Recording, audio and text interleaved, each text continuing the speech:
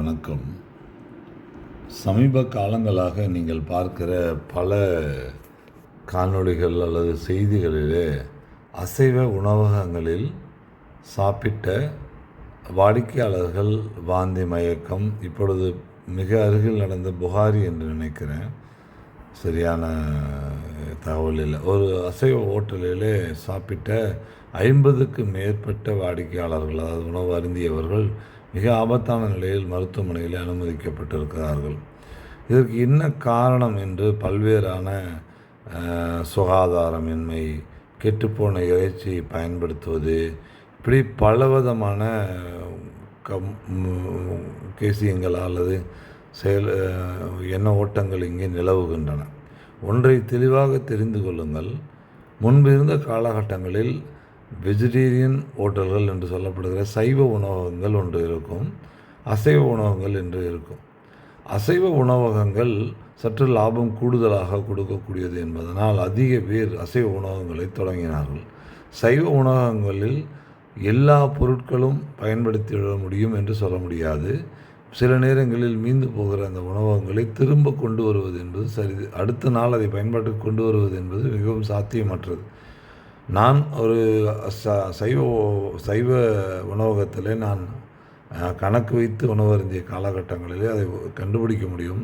சட்னி, சாம்பார் போன்ற சில பதார்த்தங்களை அவர்கள் அடுத்த நாள், அதாவது முதல் நாள் இரவில் பயன்படுத்தியதை, மீந்து போனதை மறுநாள் கொண்டு வருவதற்கான சில வழிமுறைகளை வைத்திருப்பார்கள். அதை நம்மளால் கண்டுணர முடியும். தொடர்ந்து சாப்பிடுகிறவர்களால் அதை கண்டுணர முடியும்.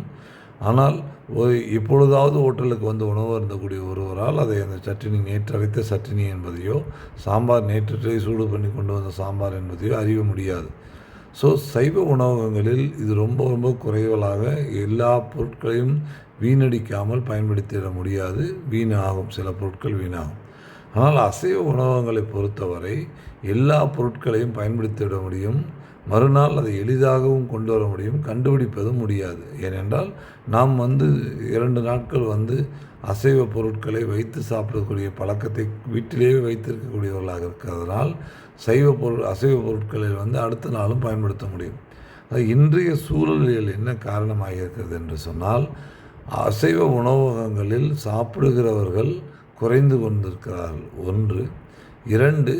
தயாரிக்கப்பட்ட உணவு, தயாரிக்கப்படாத உணவுக்காக வைத்திருந்த அசைவ கறி, அதாவது ஆட்டு இறைச்சியோ ஆட்டு இறைச்சியோ இல்லை வேறு வகையான இறைச்சி, எந்த வகையான இறைச்சி, ஆட்டு இறைச்சி, கோழி இறைச்சி அல்லது வேறு எந்த வகையான காடை, வேறு எந்த வகையான இறைச்சியாக இருந்தாலும் அதை வாங்கி அவர்கள் பதப்படுத்தி அடுத்தது பயன்படுத்த வேண்டும். இப்போ வாங்கி விட்டாச்சு, அது பதப்படுத்தி இருக்க வேண்டும். 2 நாட்களுக்கு அது வரும் என்று நீங்கள் அனுமானித்து பதப்படுத்தினால் அது 2 நாட்களில் அது முழுமையாக விற்று தீருவதில்லை. அப்போது மேற்கொண்டு 1 நாளோ 2 நாளோ அந்த கறி என்ற இறைச்சி தங்குகிற பொழுது அது பல்வித விளைவுகளை ஏற்படுத்துகிறது. அது என்னதான் கோல்டு ஸ்டோரேஜில் நீங்கள் பதப்படுத்தி இருந்தாலும் சிறிய தவறி அங்கே இருக்கிற வேலையாட்கள் இழைத்தால் அந்த இறைச்சி கெட்டு போய்விடும். ஆதலால் ஹோட்டல்களில், அதாவது உணவகங்களில் சென்று அசைவ உணவை எடுப்பதை தவறுங்கள். இதுக்கு முன்னாடி இருந்த கோட்பாடு தான். வெளியில் போனால் அசைவ உணவுகளை சாப்பிடாதீர்கள் என்று வீட்டிலேயே சொல்லி அனுப்புவார்கள். சைவ உணவுகளையே எடுத்துக்கொள்ளுங்கள். அதுக்கு முக்கிய காரணம் பயணம் செய்வது. பயணம் செய்கிற பொழுது அதிக மசாலா பகளை பயன்படுத்திய அசைவ உணவுகளை எடுப்பது உடலுக்கும் வயிற்றுக்கும் சரியாக இருக்காது என்பதால் அசைவ உணவுகளை தவிர்க்க சொல்வார்கள். சைவ உணவுகளை எடுத்துக்கொண்டு, அதுவும் குறைந்த அளவுக்கு எடுத்துக்கொண்டு வீடு சேர்ந்து விடுங்கள் என்பார்கள். ஆனால் இப்பொழுது நான் பார்க்கிற பெரும்பாலானவர்கள் தொலைதூரம் பயணம் செய்கிற பொழுது கூட அவள் தேர்வு அசைவ உணவுகளாக இருக்கின்றன. Chicken fry, chilli chicken fry அல்லது கிரேவி, பள்ளிப்பாளையம் நாட்டுக்கோழி பிச்சு போட்டது, இப்படி பல வகையான உணவுகளை பயண நேரத்திலே அவர்கள் எடுத்துக்கொள்வதை வாடிக்கையாக்கியிருக்கிறார்கள். அந்த உணவு எடுத்துக்கொள்கிற முறைகளில் ஏற்பட்டுகிற மாற்றங்களால் நீங்கள் போகிற அசைவ உணவகத்தில் இதேனும் போது இதற்கு முன்பு அவர்கள் ஏதேனும் நீண்ட பயணத்தை மேற்கொண்டவராக இருந்தால் இந்த கெட்டுப்போன உணவினால், இறைச்சியினால் செய்யப்பட்ட உணவை அவர் எடுத்துக்கொள்கிற பொழுது அவர் உடல்நிலை மிகப்பெரிய அளவுக்கு பாதிப்பை ஏற்படுத்தி இறப்பை கூட சம்பவிக்கலாம்.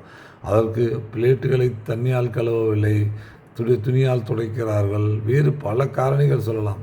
துணியால் துடைத்து விட்டு அவர்கள் சுடுதண்ணீரில் அதை கொதிக்கிற சுடுதண்ணீரில் அதை விட்டுவிட்டால் கூட அதில் இருக்கிற கிருமிகள் மறைந்து விடக்கூட வாய்ப்பு இருக்கிறது. ஆனால் ஒரு கெட்டுப்போன உணவும் கெட்டுப்போன இறைச்சியிலிருந்து தயார் செய்யப்பட்ட உணவும் அது தயார் செய்து ஒரு 2 மணி நேரம் கழித்து சூடு கூட செய்யாமல் அல்லது சூடாக்கி கொடுத்த உணவாக இருந்தாலும் அது ஒரு நெடுதொலைவு பயணித்த ஒரு நபராக இருந்தால் இது எல்லாம் ஒருங்கிணைந்து அந்த அந்த அந்த உணவு அருந்திய வரை மிகப்பெரிய அளவுக்கு தாக்குதல் உள்ளாக்கும். இதற்கு ஒற்றை காரணம் மட்டும்தான், வெளியில் செல்லும் பொழுது வெளியிலே உணவகங்களிலே அசைவ உணவுகளை எடுப்பதை தவறுங்கள்.